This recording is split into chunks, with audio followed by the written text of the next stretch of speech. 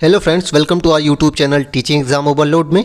दोस्तों, आज के सेशन के अंतर्गत आपकी जो सीटेड दिसंबर 2023 की क्लासेस चल रही हैं, उसमें आज आपकी क्लास 6 एनसीईआरटी हिस्ट्री की नेक्स्ट क्लास है, जिसमें आज का हमारा टॉपिक क्या है, नए साम्राज्य और राज, जो कि क्लास 6 एनसीईआरटी हिस्ट्री का चैप्टर नंबर 10 है। चलिए फिर सेशन को शुरू करने से पहले हमारी एक रिक्वेस्ट है कि हमारे चैनल को लाइक करें, सब्सक्राइब करें तथा ज़्यादा से ज़्यादा शेयर करें। चलिए फिर इसमें देखते हैं पहला पॉइंट क्या है। पहला पॉइंट है कि समुद्रगुप्त गुप्त वंश के प्रसिद्ध शासक थे। तो समुद्रगुप्त जो थे वह गुप्त वंश के प्रसिद्ध शासक थे। इनके बारे में हमें प्रयागराज में अशोक स्तंभ में पर खुदे एक अभिलेख से पता चलता है। तो इनके बारे में हमें कैसे पता चलता है कि प्रयागराज अर्थात इलाहाबाद में अशोक जो स्तंभ था उस पर एक अभिलेख खुदा गया है, उससे पता चलता है। यह एक विशेष किस्म का अभिलेख है। यह जो अभिलेख था एक विशेष किस्म का अभिलेख था जिसे प्रशस्ति कहते हैं। प्रशस्ति संस्कृत भाषा का शब्द है जिसका अर्थ होता है प्रशंसा करना। ध्यान रखिएगा, प्रशस्ति जो है वह संस्कृत भाषा का शब्द है जिसका अर्थ होता है प्रशंसा करना। तो इसमें इंपॉर्टेंट बिंदु क्या क्या हो जाते हैं। समुद्रगुप्त गुप्त वंश के प्रसिद्ध शासक थे। इनके बारे में हमें कैसे पता चलता है, इलाहाबाद से मिले प्रशस्ति में। प्रशस्ति एक संस्कृत शब्द होता है जो कि है जिसका अर्थ होता है प्रशंसा करना। प्रशस्ति लिखने का प्रचलन पहले भी था, जैसे कि गौतमी पुत्र सातकर्णी की प्रशस्ति मिली थी ना, उनके बारे में हमें कैसे पता चलता है, उनकी माता जो बलसी थी उनके अभिलेख से। परंतु गुप्त काल में इसका महत्व बढ़ गया था, लेकिन प्रशस्तियों का गुप्त काल में महत्व बढ़ गया था। चलिए आगे देखते हैं जो प्रशस्ति मिली है उसमें क्या लिखा गया है। चलिए उसको देखते हैं। प्रशस्ति जो मिली है उसमें समुद्रगुप्त के बारे में क्या लिखा गया है। योद्धा समुद्रगुप्त करके टाइटल है, जिनका शरीर युद्ध मैदान में कुठारों, कुल्हाड़ियों, तीरों, भालों, बर्छों, तलवारों, नुकीले तारों तथा अन्य सैकड़ों हथियारों से लगे घावों के दाग से भरे होने के कारण अत्यंत सुंदर दिखाई देता है। तो इसमें प्रश्न बना है सीटेट में कि यह किसके बारे में लिखा गया है कि जिनका शरीर युद्ध मैदान में कुठारों, कुल्हाड़ियों, तीरों, भालों, बर्छों आदि घावों के दागों से भरे होने के कारण अत्यंत सुंदर दिखाई देता है। तो यह समुद्रगुप्त के बारे में लिखा गया है। ध्यान रखिएगा, बहुत इंपॉर्टेंट है, प्रश्न बन चुका है। आगे देखते हैं। बीड़ा बजाने वाले राजा समुद्रगुप्त के कुछ अन्य गुणों के सिक्के पर दिखाया गया है। तो जो इनके सिक्के पे क्या दर्शाया गया था, बीड़ा बजाते हुए दर्शाया गया था। प्रश्न बनता है कि किस शासक के सिक्कों पे उसे बीड़ा बजाते हुए दिखाया गया है। तो वो कौन थे, समुद्रगुप्त थे। ध्यान रखिएगा, बहुत इंपॉर्टेंट पॉइंट है। देख लीजिए फिगर कि बीड़ा बजाते हुए किस शासक को दिखाया गया है, समुद्रगुप्त को। वे गुप्त वंश के शासक थे। चलिए आगे देखते हैं। अगला बिंदु है कि हरिसेन 4 विभिन्न प्रकार की नीतियों का वर्णन करते हैं। राजाओं और उनके प्रति समुद्रगुप्त की नीतियों का वर्णन करते हैं। तो हरिसेन जो थे वह इनके दरबारी कवि थे। हरिसेन कौन थे, इनके दरबारी कवि थे। चलिए देखते हैं हरिसेन ने क्या लिखा है इनके बारे में कि इन्होंने 4 प्रकार की नीतियाँ अपनाई थी। पहली क्या थी, मानचित्र में हरे रंग का क्षेत्र आर्यावर्त कहा था और 9 शासकों, तो जो उत्तर भारत के 9 शासकों को हराया था उसमें इन्होंने क्या किया था, उनके राज्यों को अपने में साम्राज्य में मिला लिया था। तो जो आर्यावर्त अर्थात उत्तर भारत के जो राजाओं को हराया था उसमें क्या किया था, इन्होंने क्या किया था कि अपने राज्य में मिला लिया था। दूसरा है कि जो दक्षिण पर अर्थात जो साउथ इंडिया के 12 शासकों को हराया था। टोटल इन्होंने कितने शासकों को हराया था, 9 आर्यावर्त के अर्थात उत्तर भारत के, 12 दक्षिण पथ अर्थात दक्षिणी भारत के हराया था, टोटल 21 को। तो इनमें से क्या किया था, कुछ की राजधानियों को दिखाने के लिए मानचित्र पर लाल बिंदु दर्शाया गया है। इन सब ने हार जाने पर समुद्रगुप्त को सामने समर्पण किया। समुद्रगुप्त ने उन्हें फिर शासन करने की अनुमति दे दी। तो आर्यावर्त के 9 शासकों के साथ क्या किया था कि उनके साम्राज्य को अपने साम्राज्य मिला लिया था और दक्षिणापथ के शासकों को उनके हराने के बाद वो समर्पण कर दिए 12 शासक, तो उन्हें फिर से शासन करने की अनुमति दे दी और टैक्स आदि लेते रहते थे। आगे देखते हैं। तीसरा था पड़ोसी देशों को आंतरिक घेरा, जो बैगनी रंगों से दिखाया गया है। अभी फिगर देखेंगे। इसमें असम, तटीय बंगाल, नेपाल और उत्तर पश्चिम के गढ़ या संघ आते हैं। ये समुद्रगुप्त के लिए उपहार लाते थे, उनकी आज्ञाओं का पालन करते थे और उनके दरबार में उपस्थित हुआ करते थे। तो पड़ोसी देश के जो भाग होते थे, जो कुछ देश होते थे पड़ोसी और आसपास के जो क्षेत्र होते थे वहाँ के, उनमें क्या किए कि उनके लिए ये समुद्रगुप्त इनसे उपहार लेते थे और इनकी अपनी आज्ञा को इन लोगों से मनवाते थे। चौथा जो नीति थी, बाह इलाकों के शासक जिन्हें नीले रंग से रंगा गया संभवतः कुषाण तथा शक वंश के थे। इसमें श्रीलंका के आसपास के भी शासक थे। इन्होंने समुद्रगुप्त की अधीनता स्वीकार की और अपनी पुत्रियों का विवाह किया। तो इन्होंने 4 नीतियाँ कैसी अपनाई। जो उत्तर भारत के शासक थे 9, उनको क्या किया, हराकर अपने साम्राज्य में मिला लिया। जो 12 दक्षिणापथ के राजा थे उनको क्या किया, हराकर समर्पण करवा के फिर से उनको राज दे दिया, राज करने के लिए दे दिया गया और टैक्स आदि लेते रहते थे उपहार। और जो आसपास के जो पड़ोसी देश थे उनसे क्या करते थे, उनसे उपहार लेते थे और उनसे अपनी आज्ञा मनवाते थे, इतना कार्य करवाते थे। और बाह्य इलाके जैसे थे, जैसे शक, कुषाण और श्रीलंका, उनसे क्या किया, अधीनता स्वीकार करके उनकी पुत्रियों से विवाह कर लिया। तो ये 4 नीतियाँ समुद्रगुप्त ने अपनाई थी। इसका वर्णन किसने किया, हरिसेन ने किया। हरिसेन कौन है, प्रयाग प्रशस्ति के लेखक। और प्रयाग प्रशस्ति किस में लिखा गया, संस्कृत भाषा में लिखा गया। इतना इंपॉर्टेंट है, ध्यान रखिएगा। प्रयाग प्रशस्ति किस भाषा में लिखा गया, संस्कृत में। किसने लिखा है, हरिसेन ने। और ये कौन थे, समुद्रगुप्त के दरबारी कवि थे। आगे देखते हैं। वंशावलियाँ देखते हैं। अधिकांश प्रशस्तियाँ शासकों के पूर्वज के बारे में हमें बताती हैं। यह प्रशस्ति भी समुद्रगुप्त के प्रपितामह पितामह यानी कि परदादा, दादा, पिता और माता के बारे में बताती है। उनकी माँ कुमार देवी लिच्छवीगढ़ की थी और पिता चंद्रगुप्त गुप्त वंश के पहले शासक थे। तो इस स्लाइड में इंपॉर्टेंट क्या है कि समुद्रगुप्त की माता का नाम क्या था?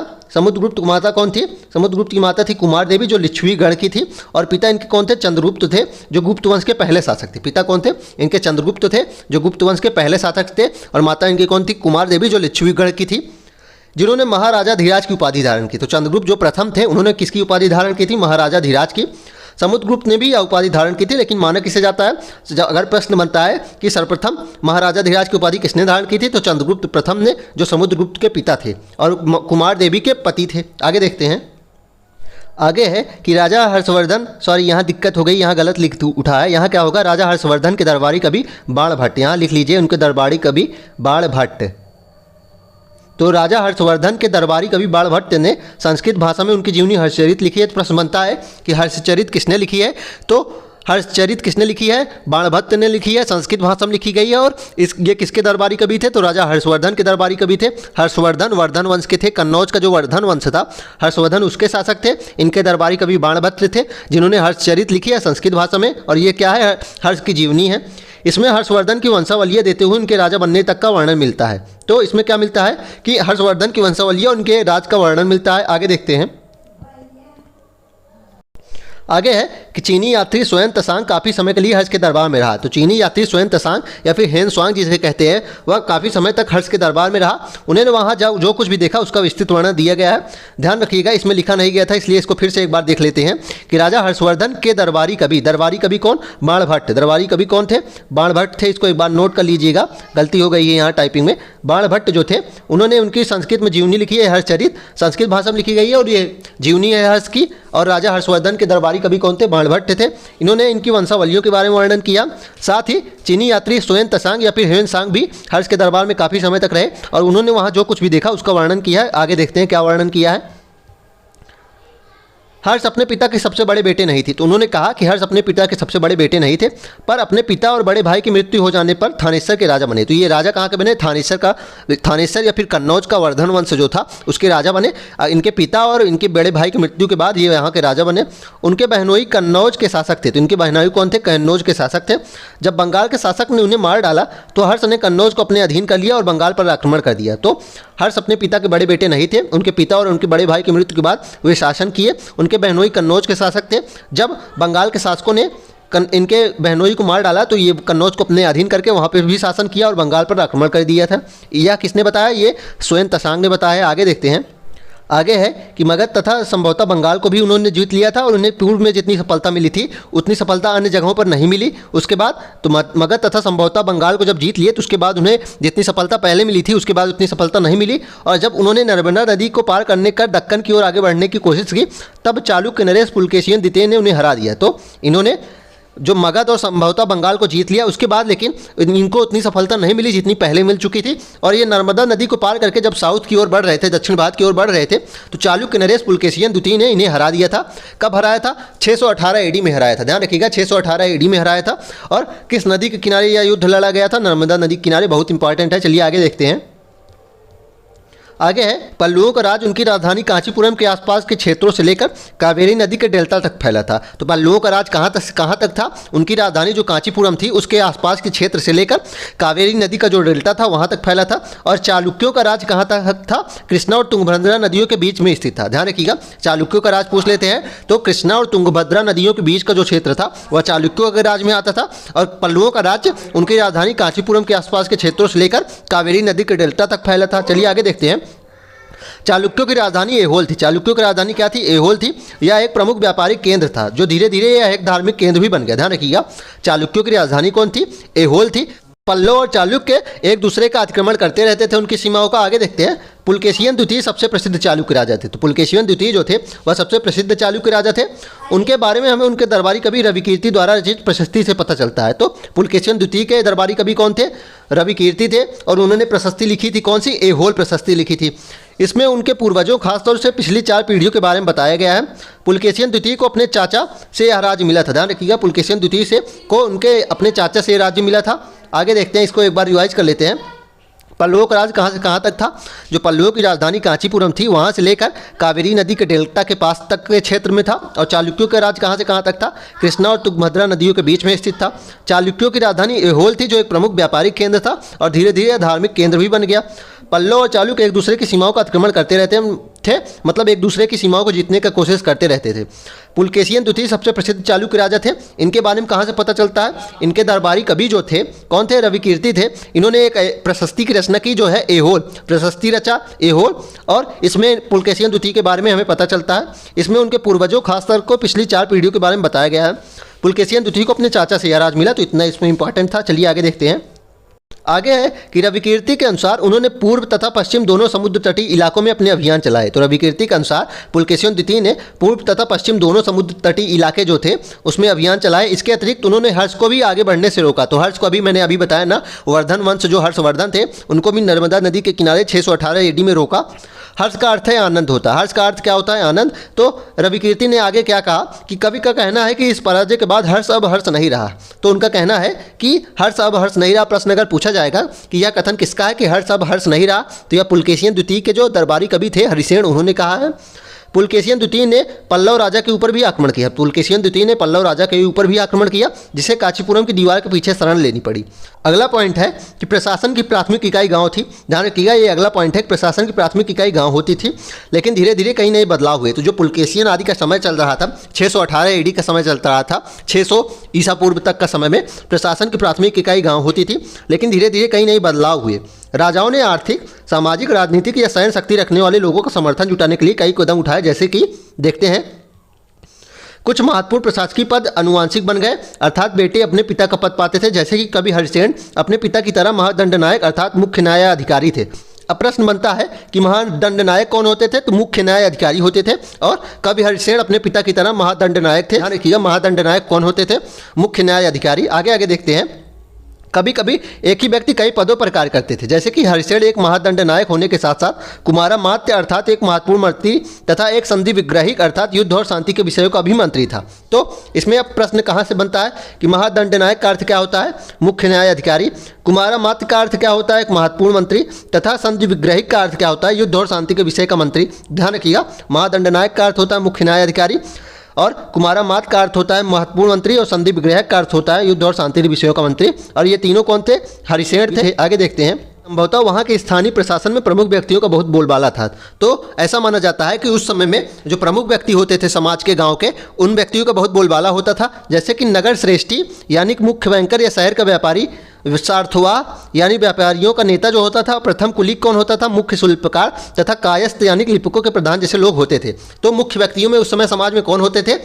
नगर श्रेष्ठी होते थे। वो कौन होते थे? मुख्य बैंकर होते थे, जो बैंक लोन आदि देते थे, पैसा लेते और देते थे। या फिर शहर के व्यापारी होते थे। सार्थवाह पूछा गया कौन होते थे? तो व्यापारी के नेता होते थे। प्रथम कुलीक कौन होते थे?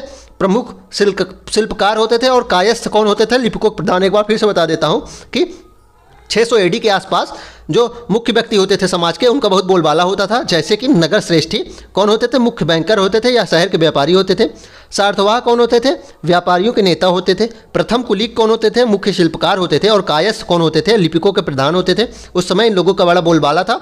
और एक इंपॉर्टेंट पॉइंट इसमें फिर से देख लेते हैं कि राजाओं ने आर्थिक, राजनीतिक और सैन्य शक्ति रखने के लिए लोगों का समर्थन जुटाने के लिए कई कदम उठाए, जैसे कि महत्वपूर्ण प्रशासकीय पद अनुवांशिक बन गए, जैसे कि कवि हरिसेन अपने पिता की तरह महादंडनायक अर्थात मुख्य न्यायाधिकारी था। तो महादंडनायक क्या होते थे? मुख्य न्यायाधिकारी होते थे। कुमारामात्य कौन होते थे? ये हरिसेन जो था वह महादंडनायक के साथ साथ कुमारामात्य भी था, जिसका अर्थ होता है महत्वपूर्ण मंत्री, और संधि विग्रहिक भी था, जिसका अर्थ होता है युद्ध और शांति के विषयों का भी मंत्री। आगे देखते हैं। वही जो बताया गया, कुछ समय प्रमुख व्यक्तियों का भी बोलबाला था समाज में, जैसे कि नगर श्रेष्ठी, मुख्य बैंकर या शहर का व्यापारी, सार्थवा यानी व्यापारियों का नेता, प्रथम कुलीक कौन होता था? मुख्य शिल्पकार, और कायस्थ होते थे लिपिक के प्रधान। आगे देखते हैं। अब पल्लवों के अभिलेख में कई स्थानीय सभाओं की चर्चा मिलती है। इनमें से एक था ब्राह्मण भूस्वामियों के संगठन, जिसे सभा कहते हैं। तब प्रश्न बनता है पल्लवों के काल में सभा किसे कहते थे? तो ब्राह्मण भूस्वामियों का जो संगठन होता था उसे क्या कहते थे? सभा कहते थे। तथा उर किसे कहते थे? अब ये भी प्रश्न बनता है। आगे देखेंगे उर किसे कहते थे। तो यह सभाएं उप समितियों के जरिए सिंचाई, खेतीबाड़ी से जुड़े विभिन्न काम, सड़क निर्माण, स्थानीय मंदिर की देखरेख आदि का काम करती थी। तो ये सभा होती थी, ब्राह्मण भूस्वामियों का संगठन होता था, ये क्या करती थी, उप समितियों के जरिए जो समाज के विभिन्न कार्य होते थे जैसे सिंचाई, खेतीबाड़ी, स्थानीय मंदिर, सड़क निर्माण आदि का काम ये देखते थे। जिन इलाकों के भूस्वामी ब्राह्मण नहीं थे वहाँ उर नामक ग्राम सभा के होने की बात कही गई है। तो उर नामक ग्राम सभा कहाँ होती थी, जहाँ के जो समूह होता था वह ब्राह्मण नहीं होते थे, वहाँ ग्राम सभा कैसी होती थी, उर कहा गया उन्हें। नगरम कौन होते थे, व्यापारी के एक संगठन का नाम था। तो नगरम कौन होते थे, व्यापारियों के संगठन। तो इसमें क्या इंपॉर्टेंट है, पल्लवों के काल में सभा किसे कहा गया है, ब्राह्मण भूस्वामियों के संगठन को। उर किसे कहा गया है, उर यहाँ उर कर लीजिएगा, उर किसे कहा गया है कि जिन इलाकों में भूस्वामी ब्राह्मण नहीं होते थे वहाँ की जो सभाएं होती थी उसे उर कहा गया है। तथा नगरम किसे कहे हैं, व्यापारियों के एक संगठन को नगरम कहा गया है। आगे देखते हैं। कालिदास अपने नाटकों में राज दरबार के जीवन के चित्रण के लिए प्रसिद्ध थे। कालिदास जो थे वो अपने नाटकों में राज दरबार के जीवन के चित्रों के लिए प्रसिद्ध थे। इन नाटकों में एक रोचक बात यह है कि राजा और अधिकांश ब्राह्मण को संस्कृत बोलते हुए दिखाया गया है, जबकि अन्य लोगों तथा महिलाओं को प्राकृतिक बोलते हुए दिखाया गया है। तो जो कालिदास अपने नाटक जो प्रस्तुत करते थे उसमें क्या होता था, उसमें राजा से संबंधित जो जीवन होता था वह ज़्यादा दिखाया जाता था। और इन नाटकों में एक महत्वपूर्ण बात यह थी कि राजा और अधिकांश ब्राह्मण जो लोग होते थे वह संस्कृत बोलते थे और महिलाएं और अन्य लोग जो होती थी वह प्राकृत भाषा बोलती थी। उनका सबसे प्रसिद्ध नाटक अभिज्ञान शाकुंतलम दुष्यंत नामक एक राजा और शकुंतला नाम की एक युवती की प्रेम कहानी है। प्रश्न बनता है कि अभिज्ञान शाकुंतलम लेख है, किसका लेख है, तो वह है कालिदास का। इसमें किसका वर्णन मिलता है, दुष्यंत नामक एक राजा और शकुंतला नाम की एक युवती की प्रेम कहानी मिलती है इसमें। इस नाटक में एक गरीब मछुआरे के साथ राज कर्मचारियों के दुर्व्यवहार की भी बात कही गई है। तो इसमें गरीब मछुआरे के साथ जो दुर्व्यवहार हुआ है उसकी भी बात कही गई है, तो इंपॉर्टेंट था। आगे देखते हैं। चीनी यात्री फासियन का ध्यान उन लोगों की दुर्गति पर भी गया जिन्हें ऊंचे और शक्तिशाली लोग अछूत मानते थे। इन्हें शहरों के बाहर रहना पड़ता था, जो अछूत होते थे उन्हें शहरों के बाहर रहना पड़ता था। वे लिखते हैं, अगर इन लोगों को शहर या बाजार के भीतर आना होता था तो सभी को आगाह करने के लिए लकड़ी के टुकड़े पर चोट करते रहते थे। जैसे सभी को पता चल जाए तो ये क्या करते थे, शहर के बाहर रहते थे। और अगर इन्हें बाजार या शहर के अंदर आना होता था तो ये क्या करते थे, लकड़ी के टुकड़े से चोट करते थे, जैसे आवाज़ उनका सब लोग सतर्क हो जाएं और अपने आप को छूने से बचाएं और किसी भी प्रकार के संपर्क से बचें। आगे देखते हैं। अगला पॉइंट है कि अरब में रहने वाले अन्य लोगों में बेदुइन थे। अब प्रश्न बनता है बेदुइन कौन थे, तो बेदुइन अरब में रहने वाले घुमक्कड़ कबीले के लोग होते थे। बेदुइन कौन होते थे, अरब में रहने वाले घुमक्कड़ कबीले के लोग होते थे। ये मुख्य रूप से ऊँटों पर आश्रित थे। तो ये मुख्य रूप से ऊँटों पर आश्रित थे क्योंकि यह एक ऐसा मजबूत जानवर है जो मरुभूमि में भी स्वस्थ रह सकता है। तो बेदुइन कौन थे, अरब में रहने वाले घुमक्कड़ कबीले थे। लगभग 1400 साल पहले पैगंबर मोहम्मद ने अरब में इस्लाम नामक एक नए धर्म की शुरुआत की। ईसाई धर्म की तरह इस्लाम ने भी अल्लाह को सर्वोपरि माना। तो लगभग 1400 साल पहले अरब में पैगंबर मोहम्मद ने इस्लाम नामक एक नए धर्म की शुरुआत की और जिस प्रकार ईसाई धर्म में अपने ईश्वर को सर्वोपरि माना उसी प्रकार इस्लाम ने भी अपने अल्लाह को सर्वोपरि माना। अब महत्वपूर्ण तिथियाँ देख लेते हैं। गुप्त वंश की शुरुआत 1700 साल पहले हुई। गुप्त वंश की शुरुआत कब हुई है, 1700 साल पहले। हर्षवर्धन का शासन 1400 साल पहले। हर्षवर्धन का शासन कब हुआ, 1400 साल पहले। चलिए फिर इसी के साथ आज के सेशन को हम समाप्त करते हैं। आशा करता हूं कि आपको सेशन पसंद आया होगा। अगर आप इसी तरह के अन्य सेशन भी देखना चाहते हैं तो हमारे यूट्यूब चैनल को लाइक करें, सब्सक्राइब करें तथा ज़्यादा से ज़्यादा शेयर करें। चलिए फिर, धन्यवाद।